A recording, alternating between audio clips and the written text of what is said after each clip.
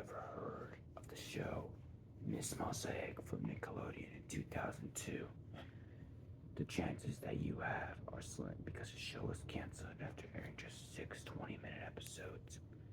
If you have no idea what I'm talking about, let me explain. Miss Mosaic was an educational children's show.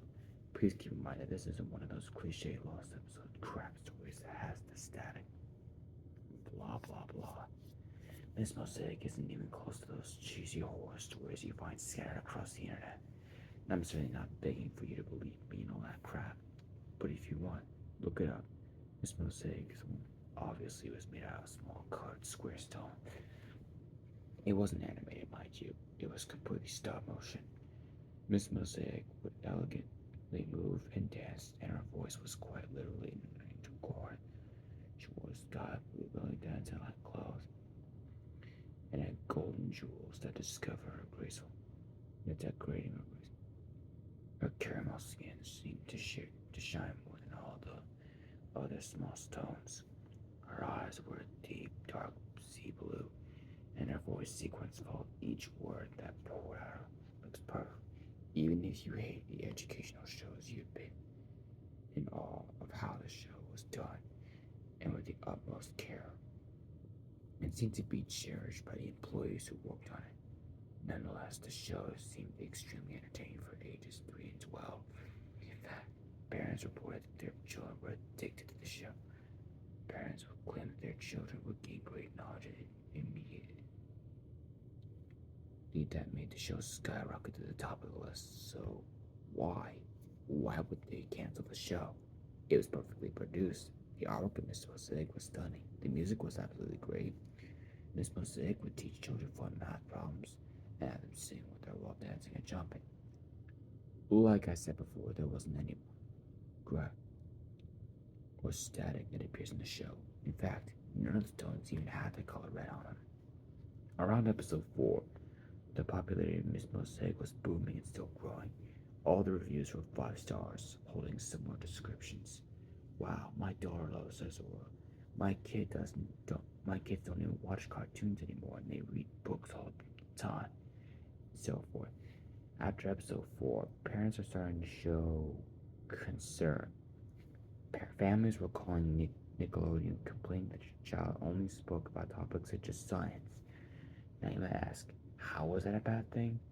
Well, the parents of the children continued saying that their child would gaze at their food and not even take a small bite of it, and began murmuring numbers and words. The child's voice would grow louder and louder until the parents could hear it clearly. The child would be rambling about gravity and human anatomy, even saying things about how many heartbeats we might have left until we, disturbingly enough, die. The child would tell us or our parents how many breaths we take then when we sleep. The list goes on. The child would speak gibberish, and even the most intellectual parents didn't understand. The child would continue this for about a minute before shutting their mouth completely, just like that. Not what you expected, right? You probably thought the child was probably going to start screaming at the top of their lungs and their eyes would be crying, or something like that. No, they just stopped and went back to normal. Yes, the child went back to his or her average self. Asked about what their outburst was, they would only reply with a soft smile, nod, and would only say these few words: Miss Mosaic taught me. Whenever the parents would ask again, the child would ignore the topic entirely. A majority at Nickelodeon already thought about canceling the show, but of course, you have the morons that work for Nickelodeon. Unfortunately, these good-for-nothing jerks will random about and bash on the creator until they drive him to insanity. And it seemed that the other employees went along with it. I'll admit, Nickelodeon did pull a jerk move, and they also pulled another one. They complained on their website that the calls never occurred. Yes, they completely put the incidents in the back of their minds. There were only around 20 unusual calls about the children's outbursts, so of course, dull-minded fans believed Nickelodeon's lies. There weren't any calls like that ever again. and the show continued like nothing ever happened. Even the employees seemed to believe that the incident never happened. Due to the lack of conversation about it, Miss Mosaic would be aired on national television every Wednesday. It barely cost any money because Miss Mosaic's set was a medium budget, due to the fact that there were only one camera pointing towards Miss Mosaic and the sky behind her. And that was it. The show, of course, they would have to be hundreds and hundreds of frames to put together and such, but nonetheless, the animators enjoyed it. The voice actor for Mr. Mosaic was happy with their job, and everything seemed perfect.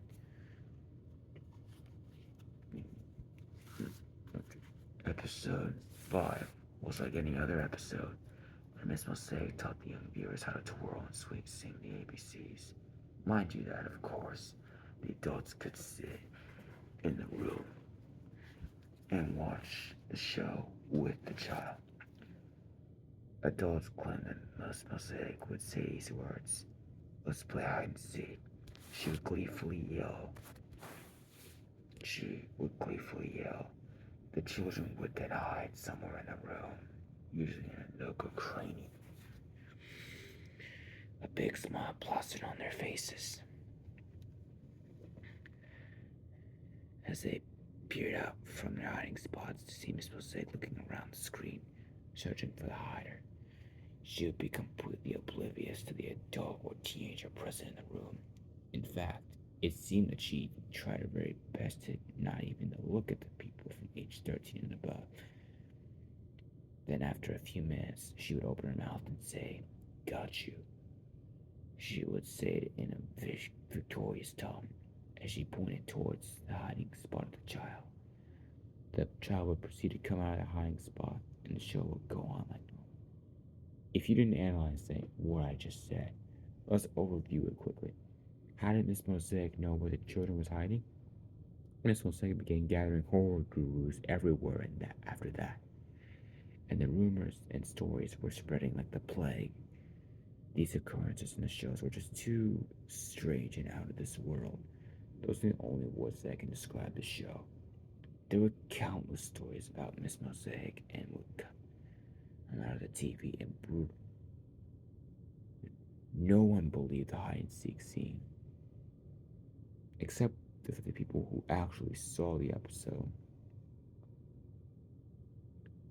which was surprisingly very little. Miss Mosaic played very early, mind you, and the adults were probably getting ready for another day of work.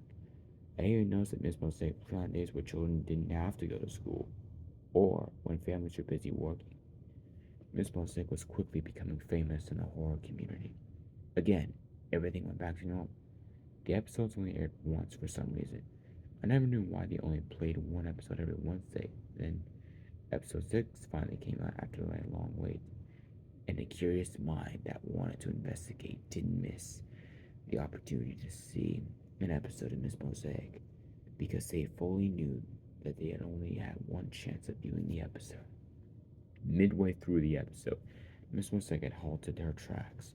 So did the children. She just stood there, staring at the camera. She wasn't completely motionless, just like in real life when someone is staring at someone else. Their face twitches, their eyes drift around, and their eyebrows move silently.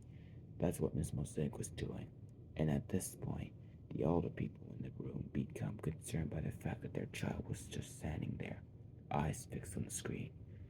There have been cases of where the child was originally sitting down watching the show, but when Miss Mosaic mysteriously stopped, the children's expression would drop and they'd stand up. His eyes darted around as if she were trying to stare at the thousands of viewers all at the same time. She would purse her lips and clamp her jaw shut. Slowly, her natural expression would turn into a frown, and her mouth would slowly open, revealing rotten, sickly yellow teeth, which she did not have before. She would then try to crack, not in an inhuman way. She did the same motions we do when we wake up in the morning, moving her heads and shoulders around in an attempt to crack her cramped neck. After she did, there was a loud, sickening crack. She gritted her teeth, scraping them against each other as she began stretching her body in the most crooked way possible. Yet she kept that elegance in, and her movements were those of a snake. She trembled, and slowly the small mosaic stones paint chipped off and became dull, revealing thin, cracked stones beneath those once colorful patterns. By now she had a look of pure anger formed on her now pale face. Her cheeks were sunken and her eyes were slightly swollen and the drone was still locked in place. The soundtrack for the show was barely audible, and there was pain in her eyes. Finally, she smiled, or at least tried to. Her broken, parched lips made smile and look painful. The tilted, she tilted her head and she said in a normal, soft voice, "Miss Mosaic's daily lesson: how to heal sick people," she joyfully announced. The drone at once frozen would suddenly start laughing and jumping. Miss Mosaic would introduce the child poke to poke her on the forehead. She still kept her decayed appearance along the way.